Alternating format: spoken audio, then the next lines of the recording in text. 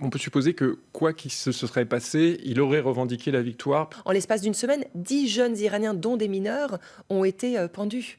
Alors qu'hier, Donald Trump menaçait encore et avait professé qu'une civilisation entière allait mourir. Finalement, un cessez-le-feu de 2 semaines a été conclu. Donald Trump assure désormais que les États-Unis ont remporté une victoire totale et complète.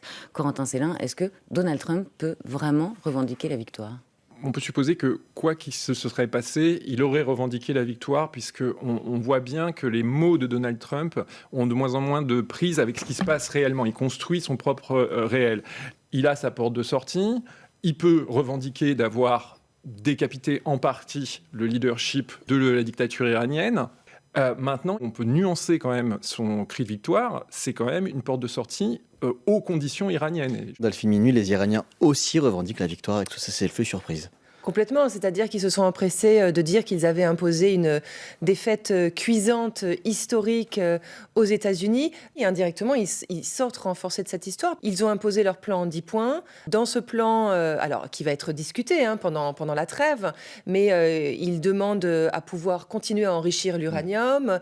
Et d'un côté, Donald Trump dit c'est bon, j'ai réglé le nucléaire, et les Iraniens disent non, non, on va continuer à enrichir. Exactement. Qui croire Et en parallèle, matin revenant sur le détroit d'Ormuz, en fait, ils sont aussi gagnants. Peut-être qu'ils rouvrent le détroit, mais sous leurs propres conditions. Juste avant la conclusion de cet accord de cessez-le-feu, Donald Trump avait demandé aux Iraniens de se soulever contre leur gouvernement en cas de cessez-le-feu. Est-ce que la population iranienne est en état de se soulever une fois de plus aujourd'hui? Alors encore une fois, il est difficile de me faire la porte-parole de tous les Iraniens. Moi, je peux vous parler de ceux qui me parlent.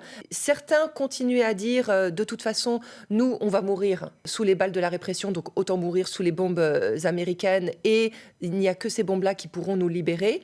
Mais on sentait que ces personnes-là étaient de plus en plus minoritaires. Et la tendance générale, les échos que j'avais, c'était plutôt de dire comment Trump peut imaginer nous voir sortir dans la rue quand, de toute façon, on est sous une pluie de missiles, et d'autre part, que si on sort dans la rue, on va être réprimé. Et puis, vous avez vu ces derniers jours les exécutions qui ont été augmentées en l'espace d'une semaine. 10 jeunes Iraniens, dont des mineurs, ont été pendus.